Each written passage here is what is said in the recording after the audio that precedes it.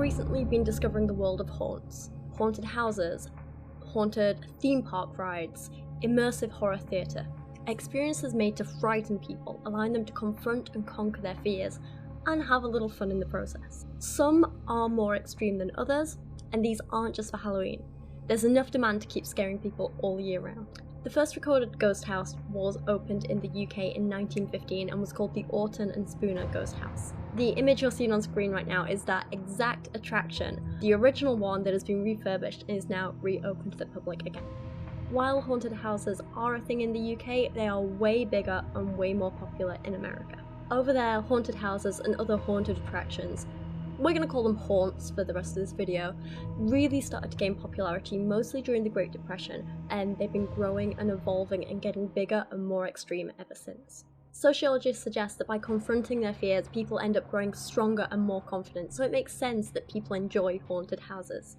Margie Kerr, a sociologist, explained that in a haunted house, you're really pushing yourself, and your sympathetic nervous system is in go mode. And once you're out of the scary situation, one where there was never really any threat to begin with, feel-good endorphins course through the body. A big part of it, she says, is wanting to do it. In other words, if you're coerced into it, you won't get that surge of joy at the end. If you feel there's no choice, you won't feel that joy. Today, these haunts provide an environment for people to confront and face their fears and feel that thrill, but ultimately that they know is safe. But what happens when they aren't safe? What happens when a haunted house puts you in real danger? McKamey Manor has been causing a stir on the internet for the last few years, and it's popped back up again recently as a Change.org petition to close the place down, to ban it, to get rid of it, has popped up again, and at time of filming has over 120,000 signatures. This isn't just a haunt. This is an experience. It's not going to scare you. It's going to scar you. To strip someone of the control of themselves is harmful, is damaging, is traumatic. That is abuse. That is assault, at least in my opinion. And I'm pretty sure the law. I just want out. Just want to be done so bad. I'm really suffering at this point. Like, I am just mentally at the end. Please let me out. And it just feels like it was just a game for them. I don't know what I want to do, because right now you're very entertaining to me. And I like to be entertained. I think you're faking right now. Are you faking right now? Like, that's when I wish that there was a safe word, because I was so done. The rest of the haunt community seem to have an issue with McKamey Manor and its owner, Russ McKamey. Most of them don't seem to want to have anything to do with him. A journalist for Horror Buzz wrote that the haunt community has a massive problem with Russ McKamey. Most of us don't even consider him a real haunter. What he does is nothing at all like the things we know and love.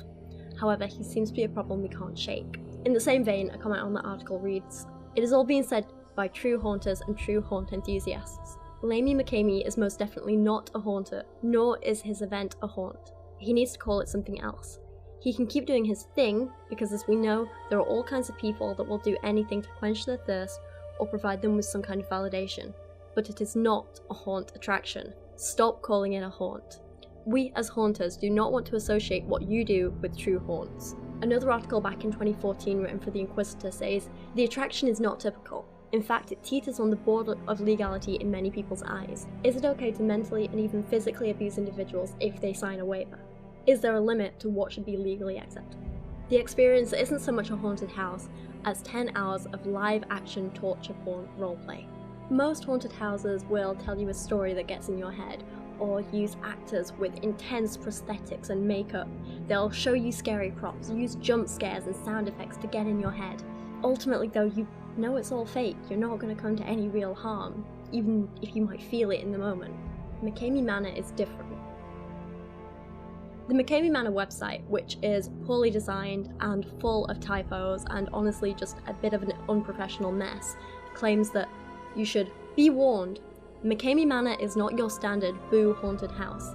It is an audience participation event in which you will live your own horror movie. This is a rough, intense, and truly frightening experience. You must be in great health to participate. The next evolution in interactive supernatural horror theatre. Understand that each tour will be based upon your personal fears and can last up to 10 hours. Each guest will be mentally and physically challenged until you reach your personal breaking point. This can be an aggressive experience and our actors will come in contact with you.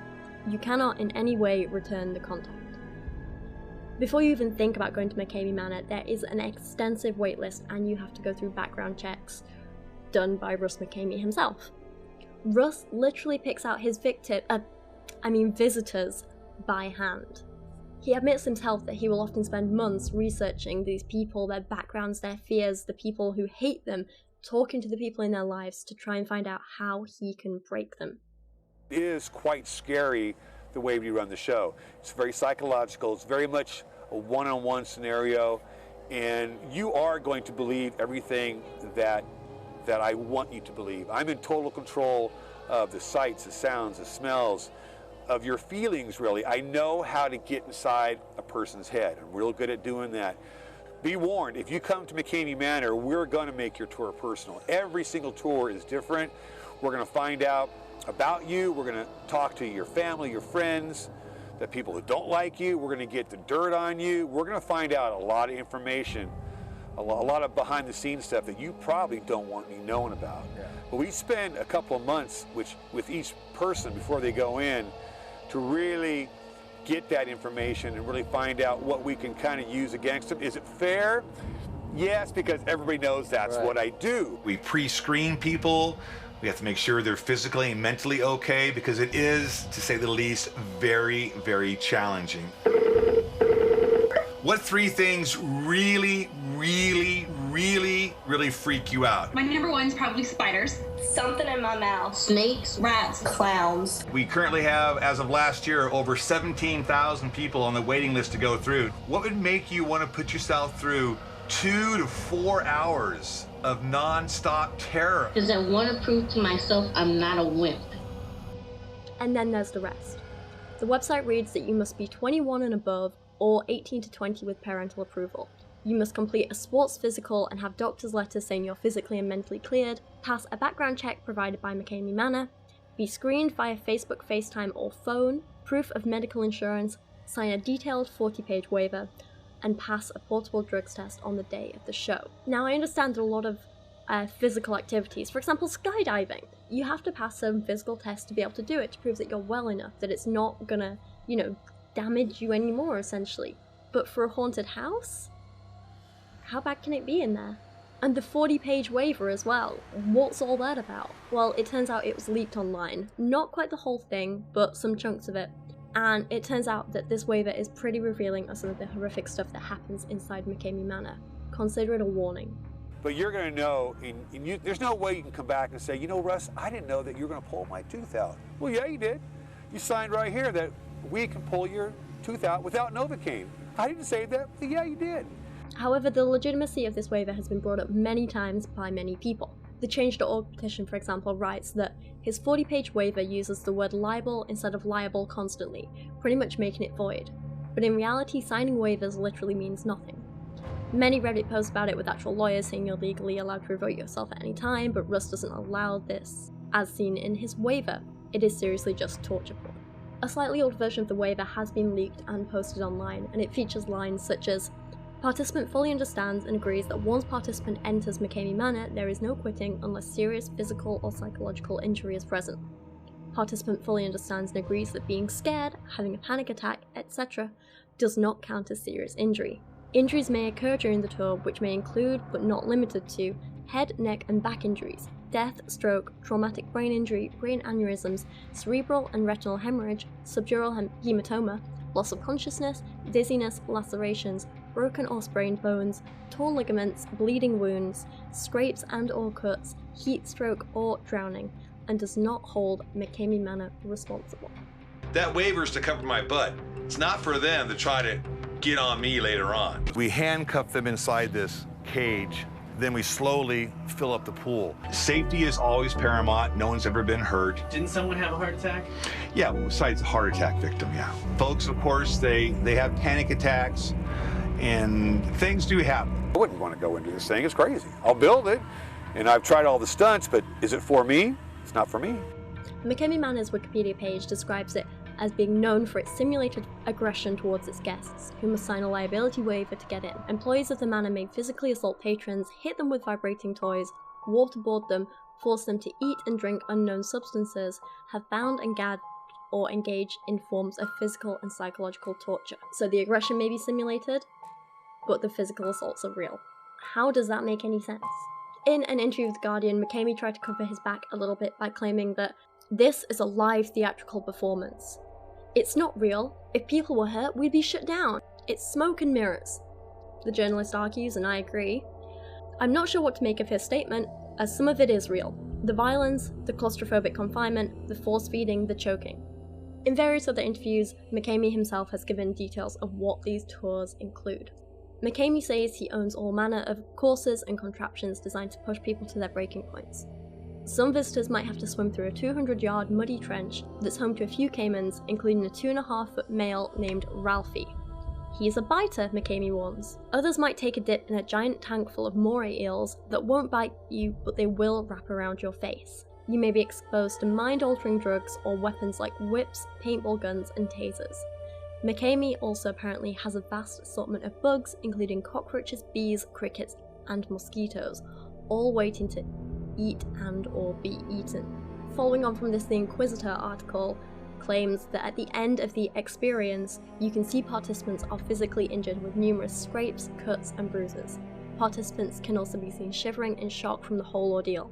This has left many wondering why anyone would knowingly put themselves through this and how exactly it is legal. Is this a good way for people to confront their fears, or is this a sick person who gets kicks out of torturing people who has found a legal loophole to do so? For me, the worst part is that McKamey Manor doesn't let people decide when they want to quit. For a long time, it was notorious for not allowing safe words at all.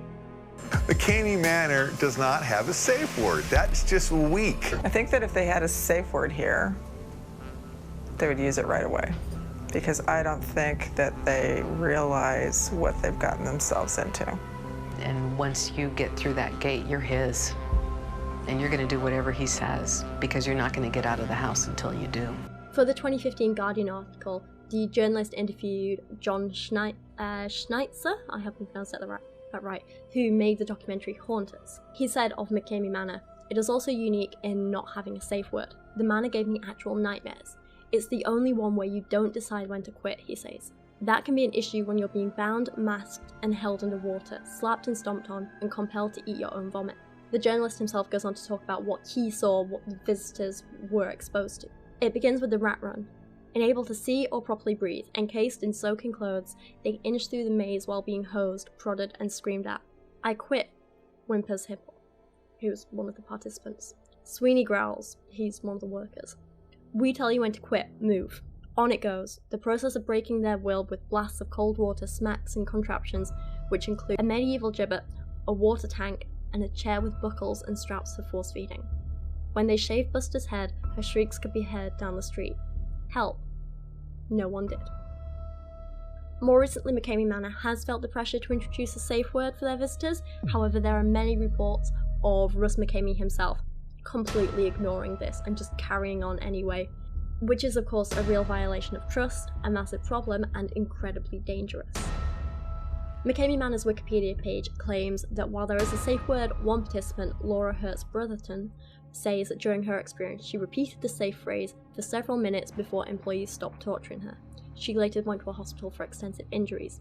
Participants can also be drugged during their experiences. One Reddit user claims a similar thing, saying, "Russ basically calls it when he thinks they're a tad too close to actually killing you. It said that they also stop when they've broken you psychologically, but I've never seen it not go past a person's breaking point. People are definitely walking out of it with mental scars, right?" Even on their own website, Russ himself has written, "At the new McKamey Manor, you will experience thrills you have never seen before. You'll be tested to your very core. If things become too much, you can always quit. If we let you." Just say something! Here it is. Get her over here. Hey, what are you doing? Wake up. Come back to the... Hey, head up. What are you doing? What's going on with her? Let's sit them up. Okay. Hold it. Mandy, look up. What's going on with you? Tell me what you're thinking. I can't do it anymore. Tell me what's going on in your mind. What are you thinking? I don't know. I can't do it. I told you I was going to have you for lunch, didn't I? I want to quit! I want out! I want out! I want out! I'm begging you, friends. I'm begging you. I'm done. I want to quit. No! No! Did he die? What's the problem? Oh shit! Oh my God! Hang on! Oh my God! I need to know my brother's okay. I think I just died, dude. Are you okay? I don't know. Where are you? What's the name of the hunt? What's the name of the hunt? Yep. What's the name of the hunt? What's the name of the hunt? There are also major criticisms about the process of signing the waiver itself. People apply to McKamey Manor, get a date and a pickup point, and then the torture begins. They're kidnapped and harmed and mistreated even before they've signed the waiver. Then, mostly while they're bound or being hurt in some way, Russ will film the participants reading the waiver and agreeing to it. Can this not be seen as coercion? How can this waiver hold up if they're already bound and tortured before they even agree to it? How can this possibly hold up in any court of law, and why hasn't something been done about this? I'm not the only one who thinks this way either.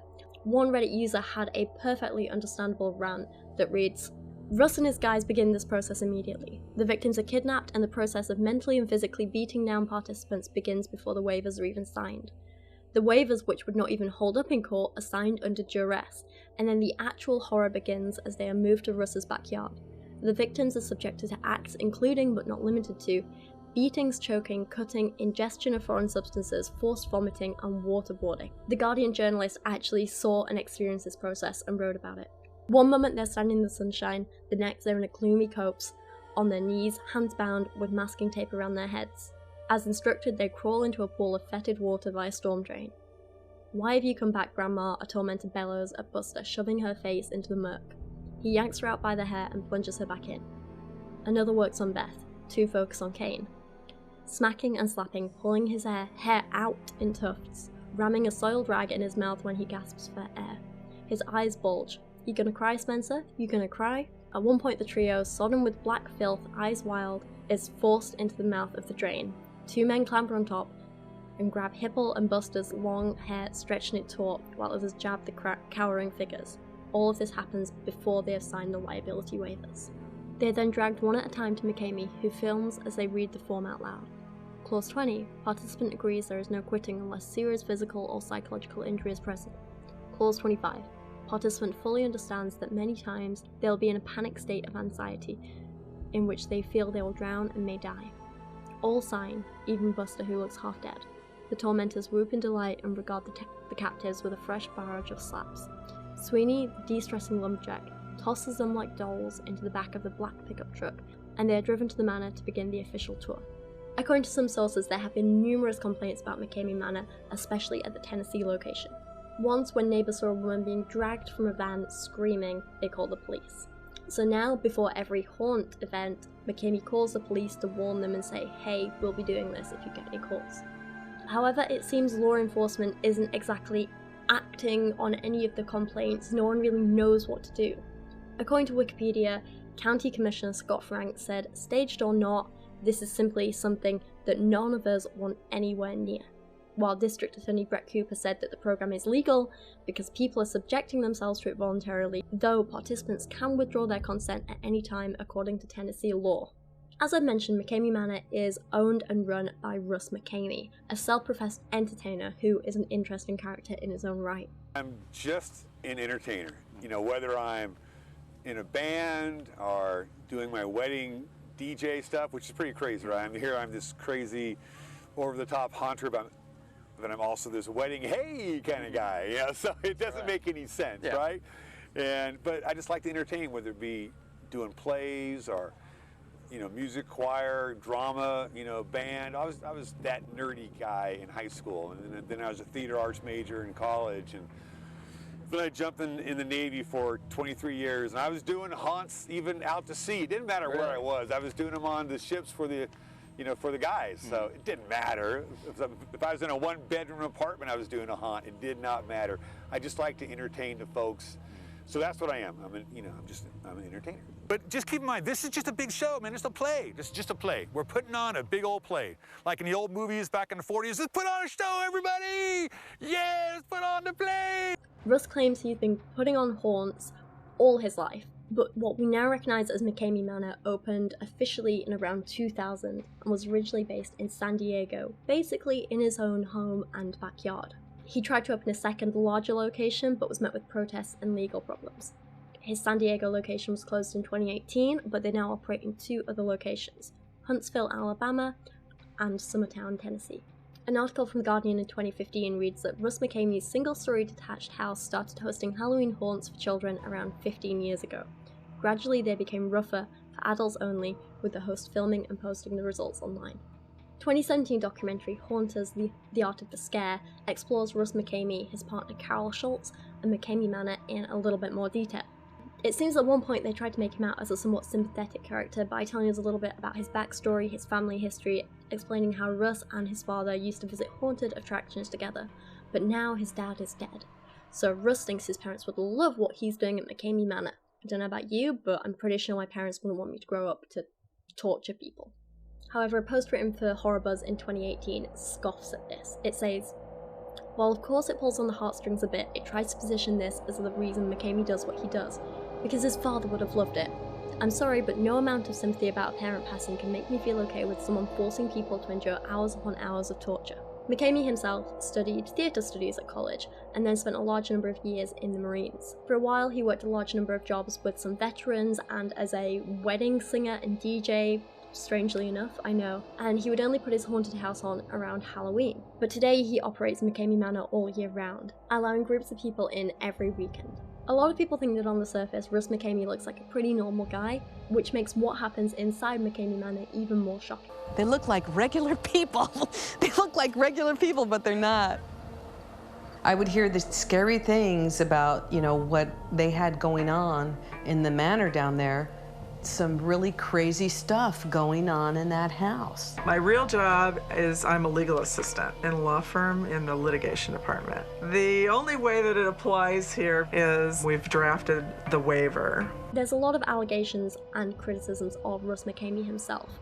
While I can't comment on anything for definite, and I can't say any of these things are true, one article about him suggests that he was a sociopath, while a Reddit user described him as Russ McKamey. The owner and operator is a super charismatic dude who for some reason gets his kicks from what is basically consented torture. He has found a way to feed a dark desire, share that with his colleagues in a legal grey way. Another Reddit user wrote, "To me personally, it doesn't sound like a haunted house, but one person's idea of a sick joke." For me, the most disturbing thing about Russ McKamey is not only that he enjoys torturing people, but the sheer amount of joy he seems to get from filming it and sharing it online with everyone else. He enjoys watching these torture films back over and over, and he's not afraid to tell you about it. Often in interviews you see him talking about being a filmmaker, like he's an artist. But while this is just my opinion, something seems kind of off to me. I probably wouldn't do the haunt if I wasn't able to film it, because I want the world to see what I'm doing. McKamey's work isn't just from creating a piece of work. It's not from creating something that scares others. It's not from other people getting enjoyment from his work. If he wanted to do that, he could easily go into working in horror films, special effects, working an actual horror theatre or haunt event.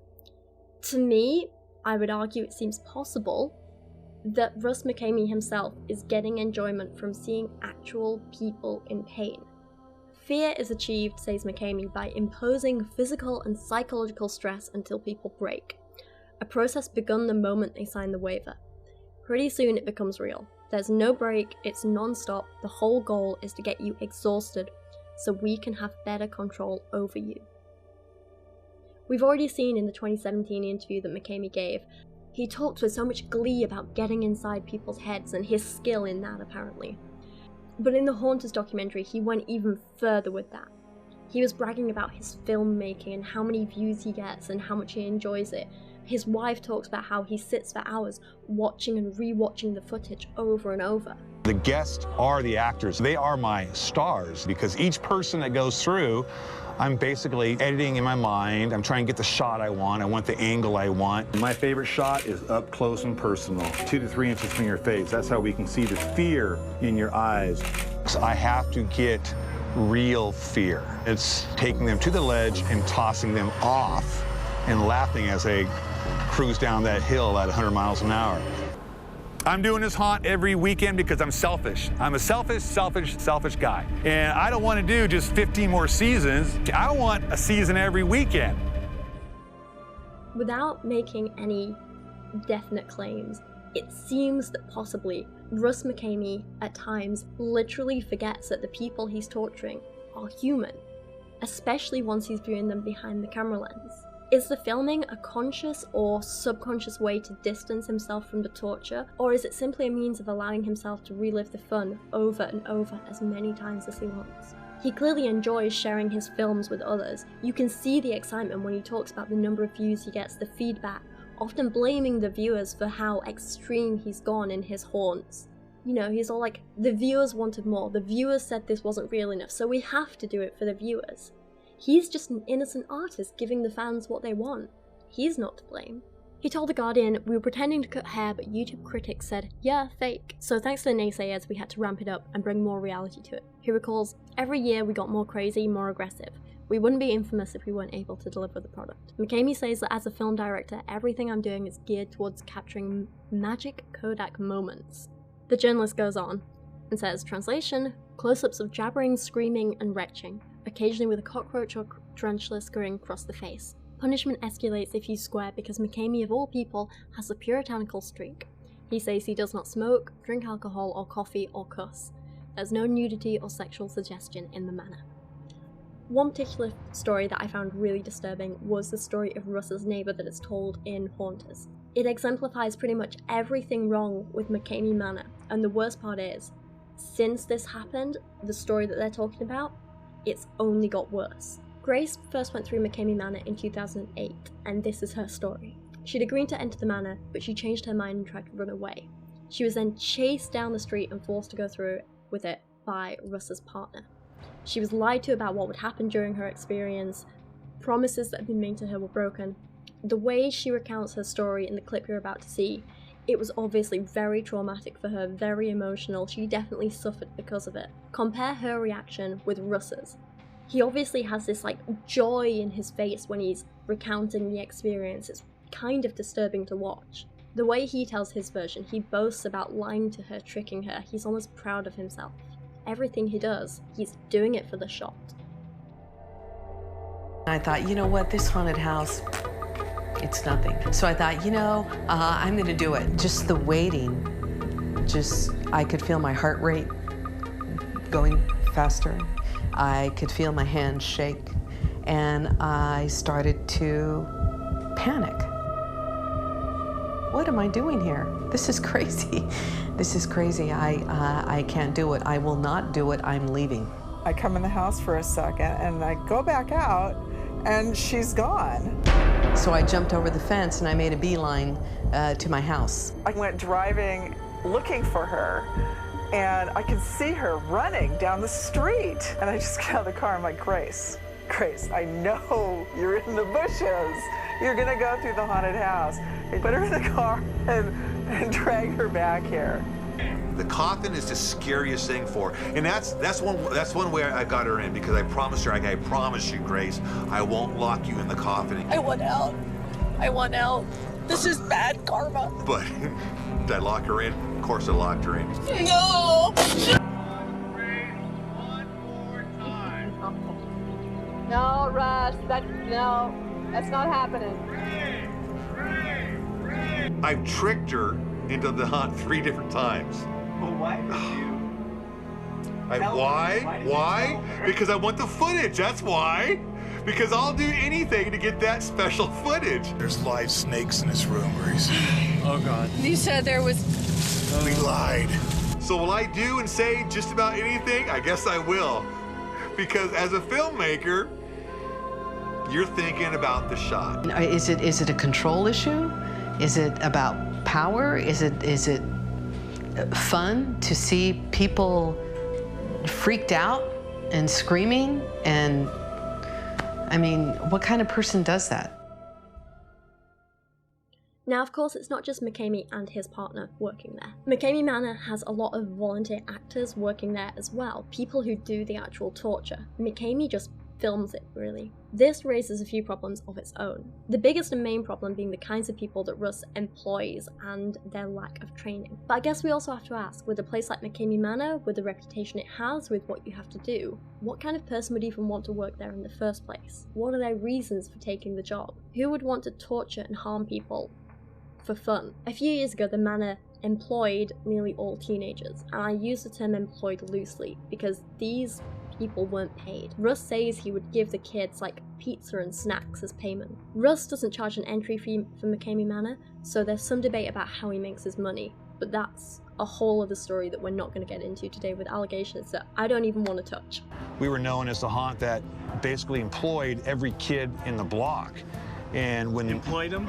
Well, employed them with pizza and candy, so you can't get better than that, right? I've been working at McKamey Manor for 2 years. After school, I finished my homework and then I'd be like, man, I wonder what I'm going to do for McKamey Manor this weekend. Of course, there are huge problems with employing teenagers as young as 14 for this kind of work. For one thing, is it even appropriate for them? Those teenage years and what we go through and what we experience and what we learn are so important in the formation of our adult personalities. And if you spend your teenage years being told, hey, it's okay to abuse and torture people, in fact I encourage it, what kind of adult is that going to create? But perhaps the bigger concern is for the visitors. Teenagers often lack impulse control, they can be irresponsible, and Russ never offered any formal or legitimate training. He never had any responsible adults supervising them. Surely this put the visitors in a lot of danger. Russ himself even admits there were huge problems with this. One of our actors was doing some inappropriate things with, hitting on, with minors and stuff. He was sending explicit videos and photos and everything else you can imagine. Crazy. And we found out that he was giving drugs and alcohol to our underage female actor back here. The kids, it's just tough to reel them in sometimes. Well, we had this one actress who, it was either her teacher or her neighbor, but she did not like it that she was here, and she went way overboard with how aggressive she was with her. And we had 10 dogs at that point, and we have a huge garbage can in the back for dog poop. And so she like took the lid off the dog poop, and she's like pushing her face down in the dog poop. Got rid of the teenage actors. In critiques of the Manor on Facebook, one user wrote, the possibility of consequences such as dry drowning or possible damage to lungs were never explained. If actors weren't aware of these consequences and possible life-threatening situations, it's fair to say they had no idea what they were doing. The actors were never told what to do in certain situations. For example, how to properly approach someone who is having a panic attack or loses consciousness. A Redditor meanwhile said, I'm amazed there hasn't been any deaths yet. In the documentary they showed untrained teenagers holding people underwater and shoving things in people's mouths. It would be so easy to screw up and drown a person. Russ keeps saying that they never have any problems with their staff, but at one point he was talking about having to fire a guy because he had been giving underage girls drugs and alcohol. If that is the sort of incident that he felt was tame enough to talk about on camera, I have to wonder what sort of stuff he is keeping secret. Since opening McKamey Manor all year round and getting a little more serious with it, Russ has replaced the teenage actors with others. It's worth noting that not one of these new actors, new employees, whatever you want to call them, is a trained medic. They're torturing people, physically hurting them, and there isn't a doctor on hand to help them. A lot of the people who now work for McKamey Manor are ex-participants who want to be involved, although I would say their motives are questionable. Take a look at this clip. If there's ever an opportunity where you need actor or something to come try through, give me an opportunity. I will, absolutely, yeah. Well, you know what? Why would you want to act in here? Oh, I love it. Because the thrill of being able to hurt, well, let me rephrase that. The thrill of being able to do this to other people it would be awesome. There are also reports of Russ hiring lots of big, strong, muscly guys, ex-military, but there were also allegations of him hiring workers with violent histories and sex offenders. These aren't all Boy Scouts. You should see this big giant guy, man. And he was part of like all the skinhead stuff and all that junk, you know. But he told me, he came clean and told me he was in jail like a whole lot of times. So I'm cool with that. The other tattooed guy out, he's got a felon too, hitting a cop. So he came clean, told us, you know, and we'll check it. We'll check the background on it, and it'll be fine. And the training that Russ offers his employees, God, so many air quotes here, is lacking, to say the least. I do want you guys to have really good improv skills. When they throw up, what do? You pick up their throw up and you put it back in their face. That's what you do. Or you put it back in their mouth. And what happens? They're going to throw up again. Now, that sounds gross, right? But it makes for some killer footage. Again, what worries me is the obvious enjoyment that the actors get out of doing this work. It's like they somehow detach themselves from the humans they're torturing and don't see them as people anymore, which is kind of terrifying. The Guardian article tells of one worker with a beard thick as a shoe brush who puts on a tattered shirt splattered with red and a fabric bag with eye holes over his head. He looks like a demonic lumberjack. I'm not gonna lie, he says from inside the hood. I go hard on the big guys. I've got 3 kids, a lady, and 6 dogs. A lot going on in my life. This is a great de-stressor. While another also sports a beard plus a nose ring and tattoos, an assortment of webs, skulls, and a horned devil. He has his face painted kabuki white with coal black rings around his eyes. I am the enforcer, he smiles. I'm here to make sure no one makes it out. I get carried away. I don't really have a line. To give you some context, I want you to compare what you've heard about McKamey Manor to another extreme haunted house, Blackout. Speaking to Psychology Today in 2011, Blackout creator Josh Randall said, "We seek out brave actors who can accept the extreme nature of the event and find a perfect balance between acting and just allowing the situation to unfold naturally. Since every audience member is different, it's up to the actors to determine how far to go or consequently how much to pull back. Our actors need to be focused, intense, and able to maintain an intense amount of tension for a sustained period of time." Randall and his co-creator give interviews in the documentary Haunters, and they both talk about how even though they want to scare, their visitors, and, it is very psychological, it is kind of messed up, they never want to inflict any actual physical harm on their visitors. And both co-creators admit that they try out every single stunt and act on themselves first, so they know exactly what it's like. They would never try something out on their visitors that they haven't done on themselves first. Hurt, emotional scarring is like one thing that I think Blackout has cornered pretty decently. But we don't ever want to physically hurt somebody. Once we have certain ideas, we'll kind of throw each other through it. Basically the opposite of how Russ McKamey runs McKamey Manor. Would you go through your own? Of course not. Of course not. Because I have common sense. All the things that scare me is what I did with this haunt. So why would I ever go through this haunt? That would be stupid of me. A fan of haunts writing for Horror Buzz summarizes this well. I do a lot of experiences here in Southern California, but I do them because I know I'll be safe no matter how unsafe the subject matter may be. The actors and staff are properly trained for almost every instance and know how to handle a situation. I'm no stranger to extreme haunts. I'm a massive fan of Blackout, but I trust Josh and Chris to do what they do and do it right. I cannot extend that trust to Russ McKamey. I would never ever go to something that uses underage children, especially in an extreme situation such as McKamey Manor. Not only is it incredibly unsafe, but it also puts these kids in a bad position as well. While the film did make it clear that he no longer uses underage kids in McKamey Manor, it still struck a bad nerve. So, with all this in mind, with so much horrifying information and images and videos and everything out there, why is McKamey Manor still a thing? Why is it still open? Why is it still allowed to operate? And, the bigger question, why are people still going to it? It intrigues me, said one participant before she returned for her second visit to the manor. Some people climb Mount Everest. This is another challenge. You want to be the first person to conquer it. In your head, it's torture, but it's a show. There's another story of a woman who lasted 5 minutes her first time in McKamey Manor, and apparently she turned so hysterical McKamey yanked her out. And then she decided to return a year later. She said, "Last time was brutal. I've come back to test my limits, push myself further. I'm nervous and I'm scared. I'm expecting to be torn limb from limb, to get it worse. I'm probably going to regret it big time."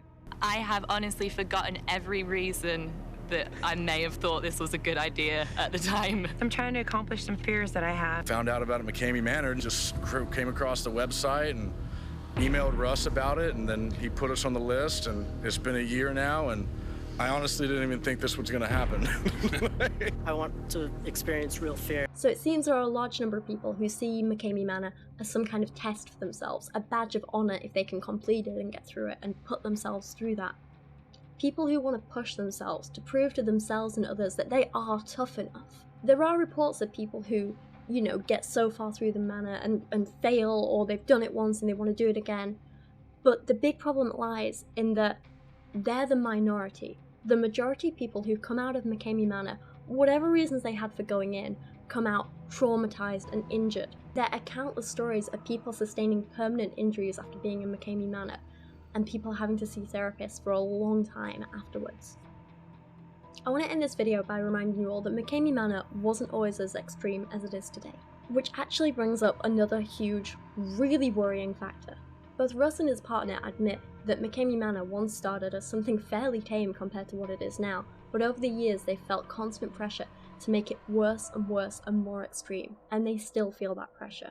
I went through it about 20 years ago. It was very passive, and so now it's a little bit extreme. It was a basic haunted house, you know, and then since it got more extreme, I've been too afraid to go into it because I don't like being scared like that. That was fun. That was like a mom and pop haunt.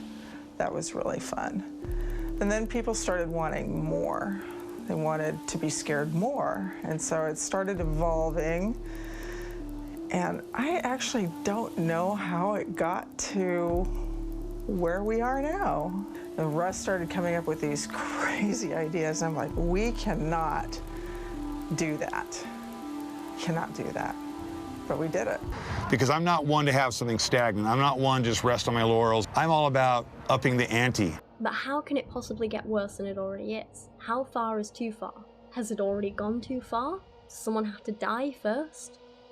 Horrorbuzz elaborated further by discussing McKamey's constantly running camera. He says through it we see people who had mentally checked out. They no longer respond to verbal or physical actions. Their eyes were vacant as their experience within the manor had broken them. One man even blacked out completely, and why a medic was not called or even on hand is unknown. Others have said it, I've said it before, and I'll say it again. I am thoroughly surprised that no one has died yet, and I hope it doesn't get to the point where someone does before something's done about it. To conclude, I think if McKamey Manor is something you want to do, if that's your thing, absolutely fine, that is your choice. But you should go into it being aware of all the facts and knowing exactly what can happen to you. Be aware that this is not like other haunts. In fact, I'm not sure I would call it a haunt at all. The way I see things, this isn't about individual visitors testing themselves and pushing themselves to the limits. This is about Russ McKamey, one man, getting off on watching other people suffer. But that's just my opinion. If you want to test yourself, if you want to do something scary, other extreme haunts provide a safe environment for you to do that in, with trained actors and staff where you can confront your fears and have fun and learn something and come out feeling stronger without risking you actually dying. McKamey Manor isn't about that. McKamey Manor is about Russ McKamey pushing people past their limits and laughing about it afterwards. If you feel fully informed and still want to do it, then more power to you. That's, you know, you're allowed to do that. But I strongly urge you to think about everything very, very seriously before you make that decision. Consider the following. Why is Russ McKamey doing this? What kind of person do you have to be to work there? What will you really get out of this? Anything? Or is your pain and vulnerability just going to be exploited for someone else's gain? And as for McKamey Manor as a whole, what do we think should happen to it now? I'm really not sure, to be honest. On the one hand, I understand that people have the freedom to do what they want. On the other, I think the law should protect people a little bit more. Should it be allowed to continue, or should legal action be taken? The Change.org petition is gaining traction, but sadly, as the Inquisitor points out, often online petitions aren't worth the paper they're printed on. They carry no legal weight at all, and indeed, unless an online petition is somehow brought to the attention of a person in a position to do anything about it, lawmakers will likely be unaware of them. So I open the floor to you guys. Should we allow it to continue as long as participants are fully informed before they go in there?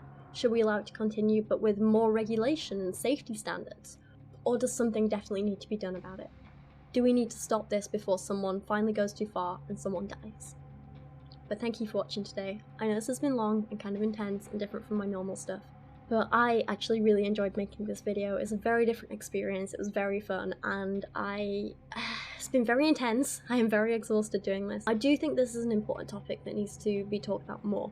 I know a lot of people have covered McKamey Manor, but I tried to go into a lot more detail than any other video I've seen and hopefully I've done that, I don't know. So if you did like this video, please give it a thumbs up, leave me a comment, subscribe to my channel, that would be amazing. And don't forget, if you like this video, please go ahead and share it on social media. Tell your friends and family about it.